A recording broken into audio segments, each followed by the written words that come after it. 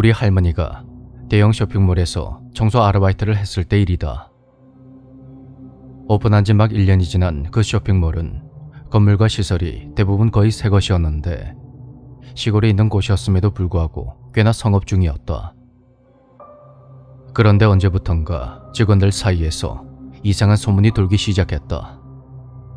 2층 화장실에서 여자 귀신이 나온다는 거였다. 하지만 건물이 딱히 오래된 것도 아니었고 터 자체가 뭔가 사정이 있는 그런 곳도 아니었다. 그 소문을 접한 할머니도 처음에는 일종의 학교 괴담 내지는 도시전설과 비슷한 그런 흔한 이야기인 줄 알았다고 한다. 소문이 점점 퍼져나가면서 크게 다치거나 병에 걸리는 직원들도 늘어갔는데 수많은 직원들이 근무하는 곳이다 보니 그런 일은 의뢰 있으려니 하며 다들 애써 무시하는 분위기였다고 한다. 그런데 기묘하게도 부상을 당하거나 병에 걸린 사람들 대부분은 2층에서 일하는 직원들이었다. 귀신이 나온다는 문제 2층 화장실을 자주 쓰는 사람들에게 안 좋은 일이 이어진다는 말이 나왔는데 놀랍게도 2층 화장실 담당을 맡은 사람들이 끊임없이 다치거나 병을 얻고 말았다. 사정이 이러하다 보니 일을 그만두는 사람들이 속출했고 남아있는 청소 담당 직원들은 2층에서 일하기 싫다며 목소리를 높였다. 그래서 어쩔 수 없이 본사 직원들이 번갈아가며 2층 화장실 청소를 맡게 되었다. 그로부터 얼마 후 A라는 중년 여성이 청소팀에 새로 입사하게 되었다. 일이 차차 손에 있고 동료 직원들과도 허물없이 지내게 되었을 무렵 2층 화장실 이야기가 또다시 화제거리가 되었고 모두 그 화장실을 가리키며 그곳은 정말로 기분이 나쁘다, 도저히 못 들어가겠다 이러면서 이런저런 이야기를 늘어놨다.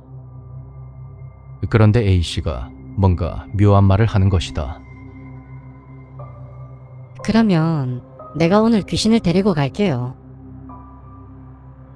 그 말에 순간적으로 다들 조용해지더니 이내 여기저기서 웃음이 터져 나왔다.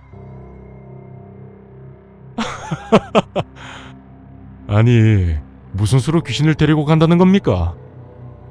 자전거 짐바지에 실어가면 됩니다. 그 말에 사람들은 A가 어이없는 농담을 한다며 웃어 넘겨버렸다. 그날도 무사히 하루 일과를 마친 할머니는 자전거 보관소에서 집에 돌아가려는 A씨와 우연히 마주치게 되었다. 저기 그 귀신을 데리고 돌아간다고 했다면서요.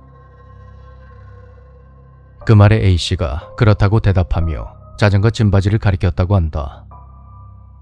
너무나도 진지한 그 얼굴에 당황한 할머니는 조심히 가라고 쓴웃음을 지으며 그녀를 향해 손을 흔들어 줬다고 한다.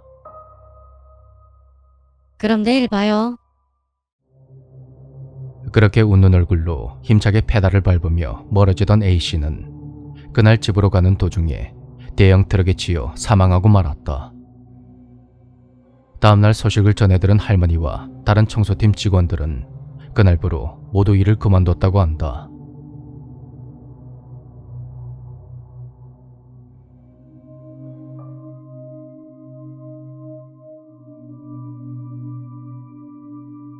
안녕하세요. 현재 고등학교 1학년에 재학 중인 여고생입니다. 저의 이야기를 제보해 보겠습니다. 저는 8살 때 부모님이 이혼한 뒤 아버지와 함께 살고 있습니다. 어머니는 1년에 한두 번 만나곤 했었는데 제가 초등학교 4학년 때 우울증으로 스스로 목숨을 끊었습니다. 그때 제가 너무 어렸던 탓에 가족들이 저에게 알리지 않고 장례를 치렀다고 하는데 어머니가 돌아가신 바로 그날 저녁 제가 심하게 아팠습니다. 저는 어머니가 세상을 떠났다는 걸 전혀 알지 못했고 몸 상태도 나쁘지 않았으니 아플 이유가 전혀 없었는데 말입니다. 그날따라 밤 9시부터 잠이 마구 쏟아져서 쓰러지듯 잠이 들었는데 새벽에 갑자기 손이 아파서 눈을 떠보니 새벽 2시더군요. 이상하게 손에 통증이 너무 심했는데 마치 누군가 제 손을 꽉 쥐고 있는 것 같은 그런 느낌이 들었습니다. 이상한 자세로 잠을 잔 건가 싶어서 손을 주물러 봐도 통증은 더 심해져 갔고 다시 잠들려고 눈을 감고 있었는데 10분이 2시간처럼 길게만 느껴졌습니다. 그렇게 얼마나 지났을까? 침대 앞에 웬 검은 형체가 나타난 겁니다. 실루엣이 뚜렷하진 않았지만 마치 그림자와 같은 검은 형체가 서서히 움직이며 누워있는 저를 내려다보고 있더군요. 저 역시 그 형체를 가만히 응시했는데 무섭다는 생각은 전혀 들지 않았습니다. 그렇게 한참을 그 상태로 있다가 통증을 참을 수가 없어서 아버지를 깨웠는데 열이 무려 40도 가까이 올랐던 것입니다. 그날이 제가 살면서 가장 많이 아팠던 때였던 것 같습니다. 아버지는 밤새 절 간호해 주었고 다행히 한숨 자고 일어나니 씻은 듯이 나았습니다. 어머니가 돌아가신 걸 나중에서야 알고 충격을 받았었는데 아버지가 그러더라고요. 제가 심하게 아팠던 그날 어머니가 세상을 떠났다고요. 그날 제가 본 것은 뭐였으며 제 손은 왜 그렇게 아팠던 것일까요? 혹시 어머니가 절 데려가려 했던 건 아니었을까요? 그날 집에 아버지가 없었다면 전 어떻게 되었을지 그날의 그 기억이 아직도 생생합니다.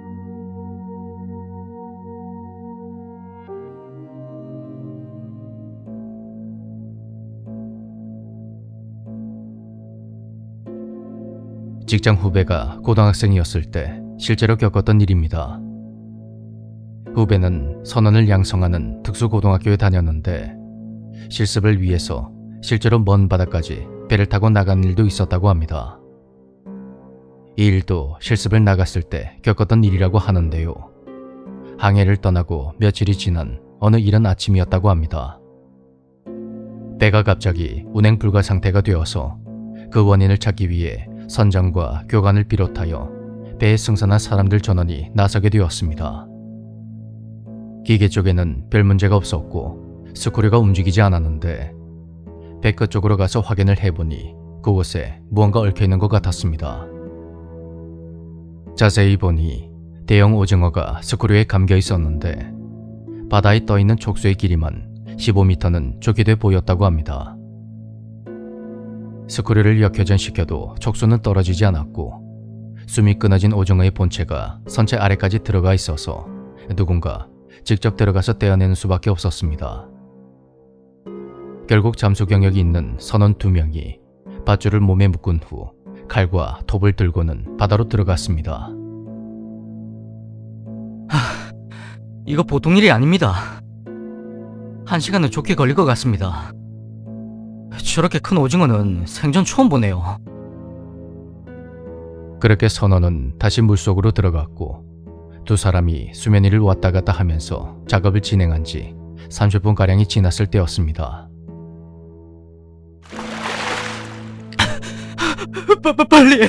빨리 끌어올려줘. 2명의 선원이 갑자기 물 위로 올라와서 마구 소리를 지르기 시작했습니다. 급박한 그 목소리에 배 위에 있던 사람들은 즉시 로프를 끌어올려 두 사람을 건져냈습니다. 그런데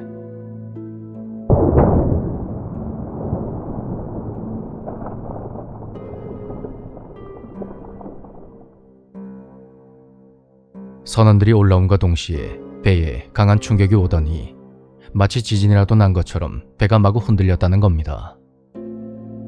충격은 수십 초간 이어지다가 겨우 멈추었고 선원들은 일제히 바다를 내려다보며 할 말을 잃고 말았습니다. 수면에 거대한 오징어의 몸통과 그것을 입에 물고 있는 보고도 믿을 수 없는 크기의 엄청난 상어가 있었던 것입니다.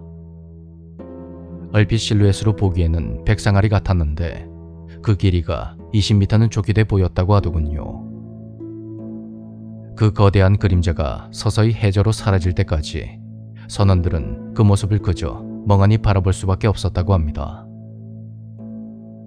상황이 어느 정도 안정되었을 때 스크류를 확인하기 위해서 다시 선원들이 투입되었지만 상어가 스크류에 얽혀있던 오징어를 통째로 뜯어간 탓인지 완전히 망가져 있었다고 합니다.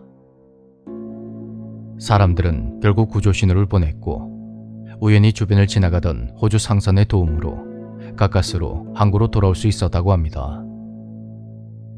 실제로 존재하는지조차 의심스러운 미지의 생명체는 인간에게 늘 공포의 대상이 되는 것 같습니다.